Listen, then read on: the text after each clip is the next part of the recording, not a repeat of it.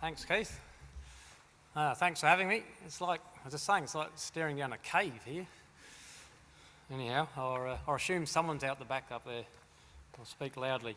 I'd like to acknowledge my co-authors, Christine Wallalia, Jenny Davidson, Sarah Day, Amanda Pearce, Jeff Paul, and Jason Brand from Victoria. And a lot of this work comes from the Southern Pulse Agronomy Project, which Jason leads, funded by GRDC.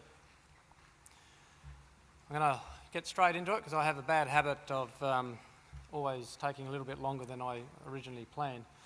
As Keith said, it's quite popular pulses this year on the back of record pulse area sown, and you can see there from that graph that we exceeded the 5-year average quite comfortably with the total amount of pulse area sown, getting close to 500,000 hectares in South Australia, and production was well above the 5-year average, almost 1 million tonnes of pulses. And these figures are from the PIRSA estimates, which are still being finalised now. So you can see there that the lentil figure is really driving both area and production, and I'll concentrate most of my talk on lentils today, much to the fava bean breeders discussed, I guess, but he got a good airing in the disease session just earlier. The other thing I just thought I'd mention is that 1 million tonnes of pulses, we currently in South Australia eat about 60,000 tonnes, so we've got plenty left if you want to increase your eating consumption. So I mentioned the lentil increase, and you can see that that's been I guess it's gone in a couple of stages. We had an initial early rise, and then the industry sort of matured. Varieties improved, agronomics improved. Since the high prices, I guess lentils have fluctuated in prices. We've always had some quite high relative prices in lentils. Recent years, prices have been high, and I guess the other little kickstart in there has been the XT technology, improving tolerance to residuals and giving improved weed competition.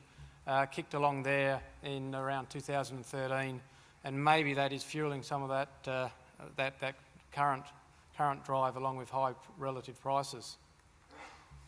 So lentil mania, as I termed it,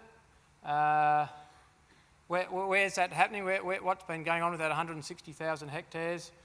Quite interestingly, there's around about 25,000 hectares, according to the estimates now, in the Mallee, the upper EP and the upper mid-north.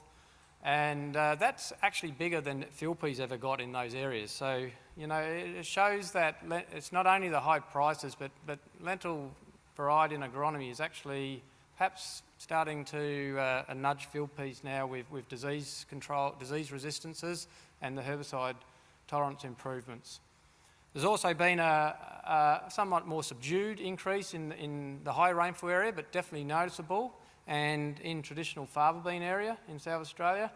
And then the other one really kicking that is intensification in traditional areas. And an example of that obviously is on the Yorke Peninsula, where we're starting to rile wheat now for area on the Yorke Peninsula, which, given that lentils still aren't grown perhaps right down the bottom and in large parts of the northern part of the Yorke Peninsula, you're talking about some pretty serious lentil areas in the middle there. And the result of that is some tight rotations. So I'm going to talk about those three things: what we've learnt, and maybe some ideas for trying to sustain that success going forward. So I termed the first area, be realistic in the low rainfall area. A lot of reasonable success stories last year, 1 to 3 tonne hectares in some of those low rainfall areas. What I put up there, though, is the Lamoureux NVT trial results from 2005 to 15, and it's a little bit sobering. And if you also think that we generally stick that on the better part of the paddock as well. So that's the average trial yield, and if you look there, it averaged 0.94 tonnes over that 10-year period. It had 4 years of less than 0.4 tonne, a couple of noughts in there, looks like someone's cricket average. And 2010 and 11, we got somewhere near what we saw this year. So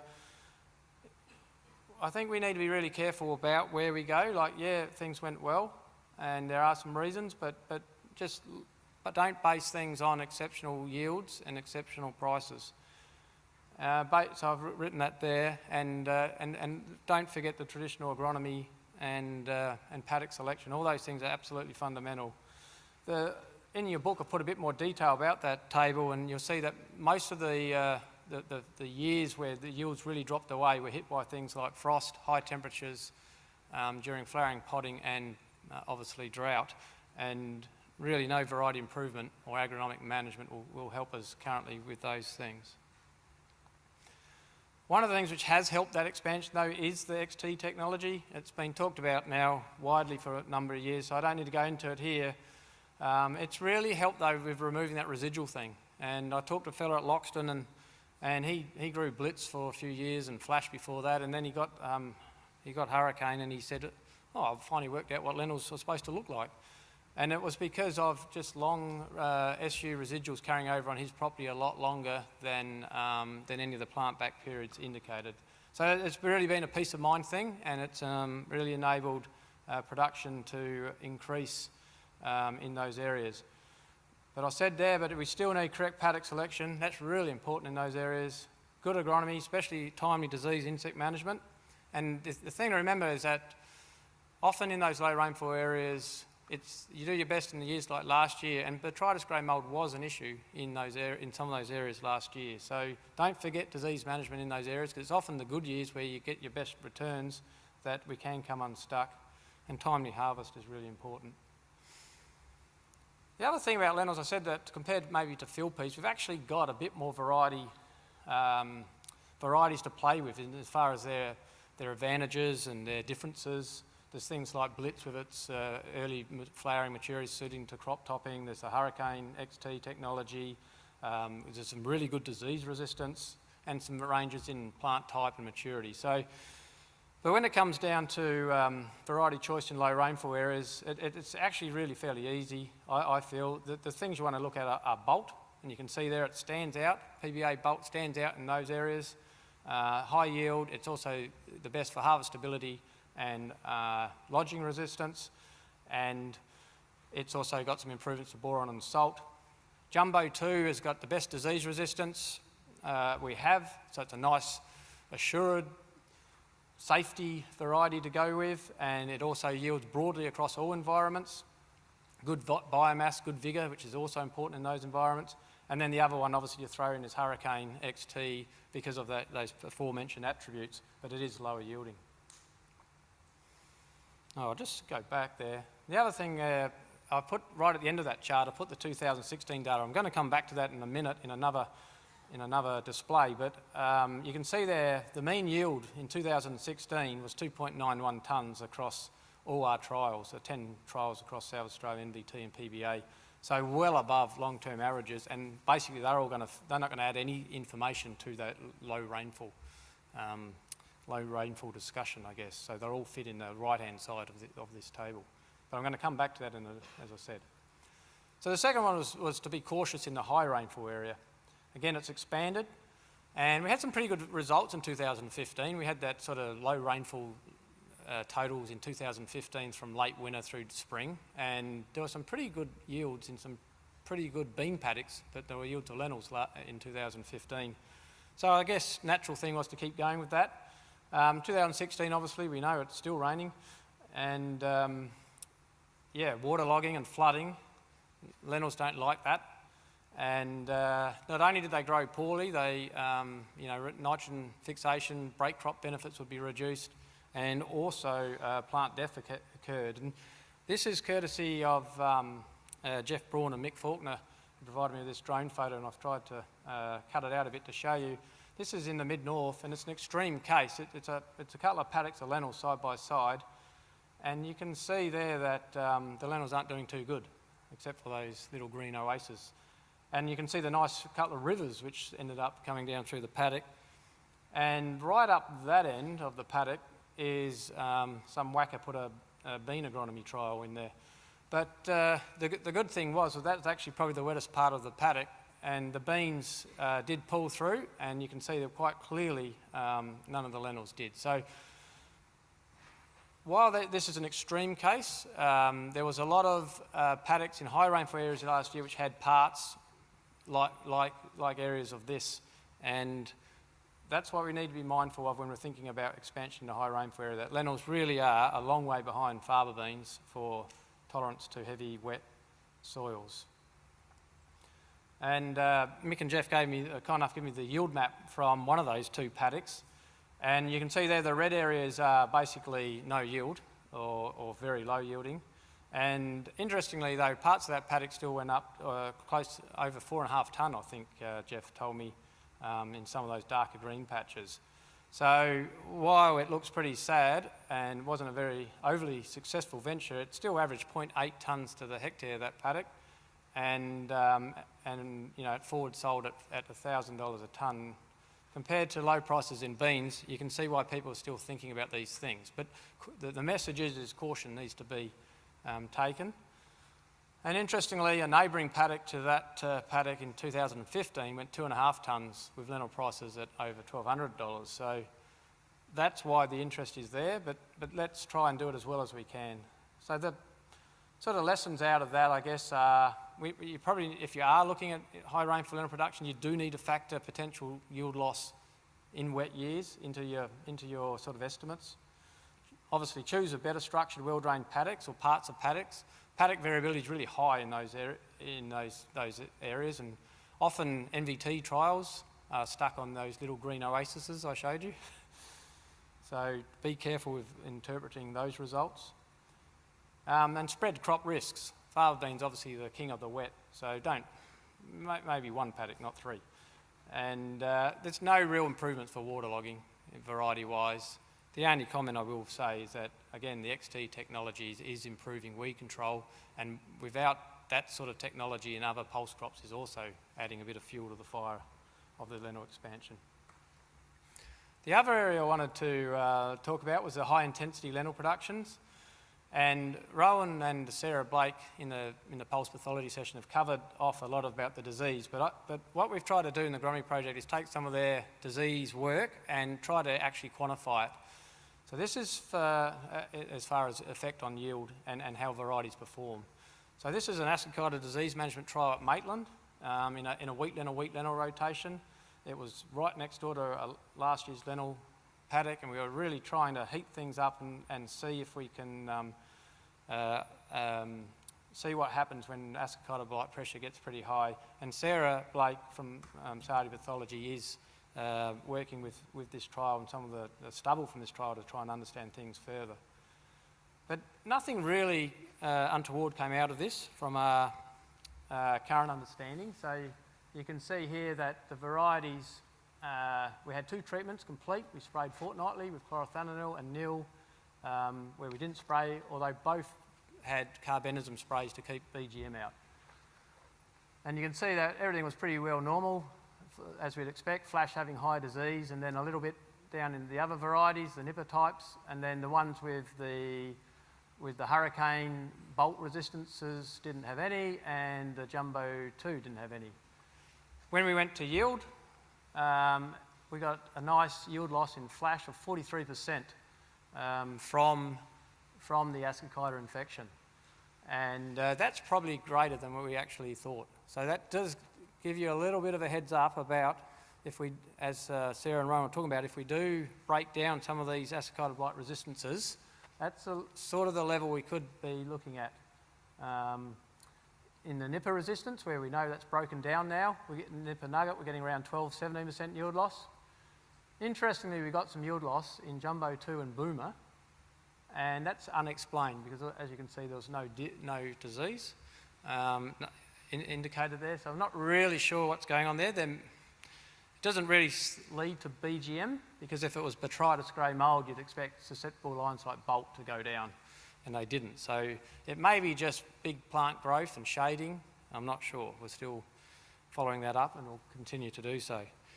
Sarah mentioned the acid-cider blight management technique, so I don't want to spend too long on that, but perhaps one thing to think about is rotating varieties. And I've just mentioned that there are different sources of acid-cider blight resistance, so the jumbo 2 provides a good option. And the other thing Sarah commented on in her talk. Thanks, Keith. Botrytis is the other curse of high-intensity lentil production. Last year we had 10 trials, and 6 were NVT trials where we managed disease, and there was very low Botrytis in those trials. The other 4 were PBA, Pulse Breeding Australia trials, where we let the disease go nuts because we like being sadists, and well, actually we're trying to breed for resistance, but so the disease went out of control, and we had very severe, high to severe levels in those 4 trials. So it gave us an opportunity to compare performance in situations with and without Botrytis. And what I want to touch on here, just briefly, is when you look at this graph, lines which actually go better up here on the y-axis did better when Botrytis was controlled, so they did better in the NVT trials, and this way they did better when disease was uncontrolled, when Botrytis was high.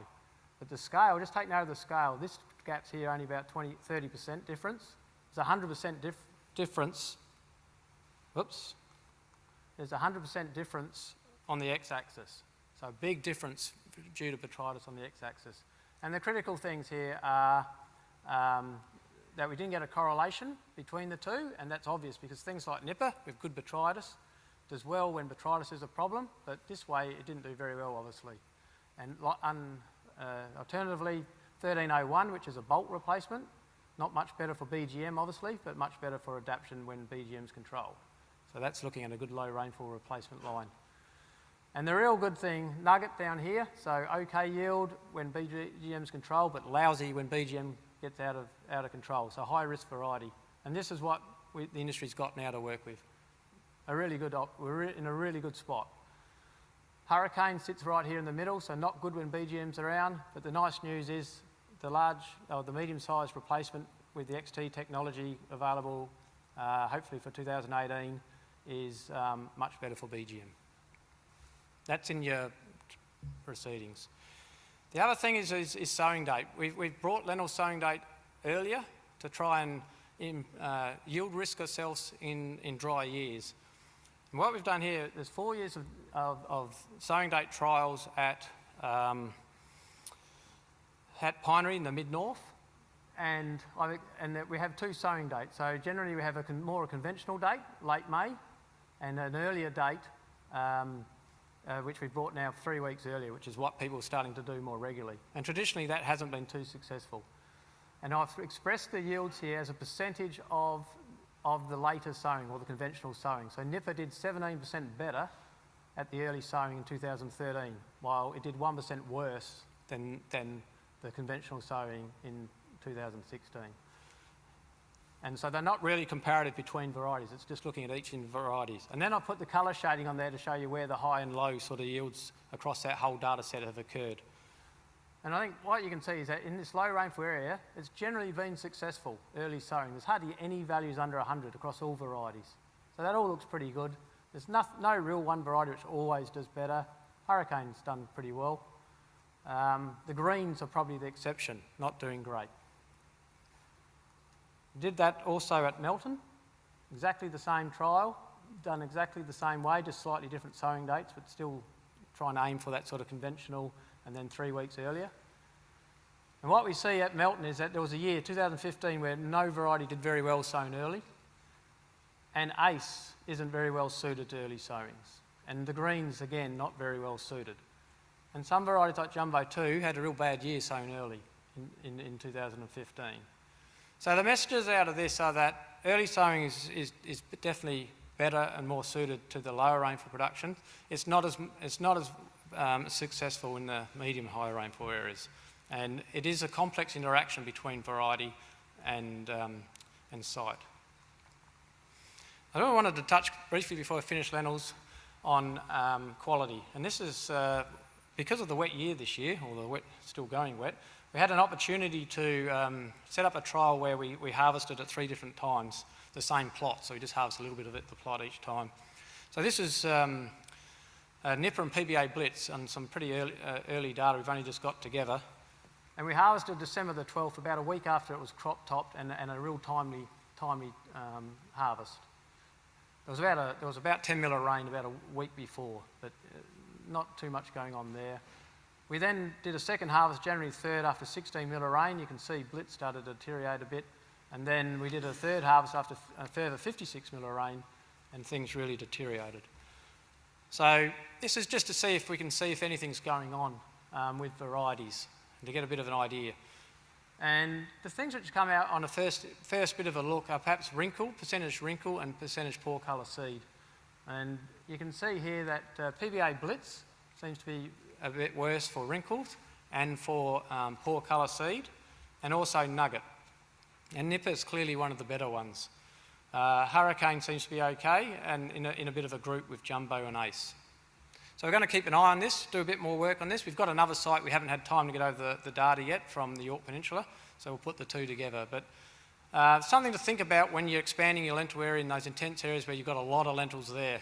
And hopefully, things like Blitz obviously need to be harvested pretty timely. Fava beans, I've touched on that they were king of the wet. There's no new fava bean varieties released. And what I just really want to touch on here is because a lot's been covered in the other poll session, but at PBA Samira, which they talked about its improved disease and quality attributes, I want to talk about its yield. And this is some data from Jeff Paul over about 200 bean sites from New South Wales through to South Australia. And what it's showing is that it's comparing Samira with Farah, Samira being the yellow dots and yellow line, and Farah being the blue. And at about 1.5 tonnes, Samira overtakes Farah, 1.5 tonnes site mean yield. Samira overtakes Farah and then increases on Farah from there on in. And it's about a 6-7% yield increase on a 4-tonne yield. So it's got good disease resistance plus improved yield adaptation in those higher rainfall areas. And PBA Zara shows a very similar response too. There is one new narrow leaf lupin variety coming. It's not available this year, but just to let you know, it's being tested as Wallen 2533, and it's a specific eastern state release. It's got improved virus resistance and it's been yielding well in South Australia. So just a bit of a heads up for that. I didn't put that in the book, so you might want to jot that down. I want to just probably finish off on chickpeas as I'm running out of time. But they've talked again about chickpeas and the ascota blight race changing in South Australia. So I sort of posed it, do we grow them or not we grow them? Because I'm getting a lot of queries about should I be growing them because of the price. And obviously they're higher than lentils, so they're creating a lot of interest. That's the positive. The not so positive is the change. They're all MS or S now, all our current varieties, so the risk is high. And we still got the old bogeys of poor weed competition, later relative maturity, and the cold temperature sensitivity. So consider all that before we think about them, not just the $1,200 they're worth. This is data from our yield loss trial at Kingsford this year. And what I want to point out is that all varieties in our unsprayed versus our sprayed treatments lost yield. So this was fortnightly sprayed, Genesis 090, 28% yield loss. Some pretty scary things down here. Monarch, 95% yield loss with no sprays. Striker, 90%. So the higher yielding varieties, Kabuli and Desis, are really high risk. Okay, the lowest risk options are up here now, and unfortunately they do coincide with the lower relative yields. A couple of observations and things I picked up out of 2016 where people said, I had this variety and it had more ascota than it should have. And in some of those cases, seed dressings weren't used.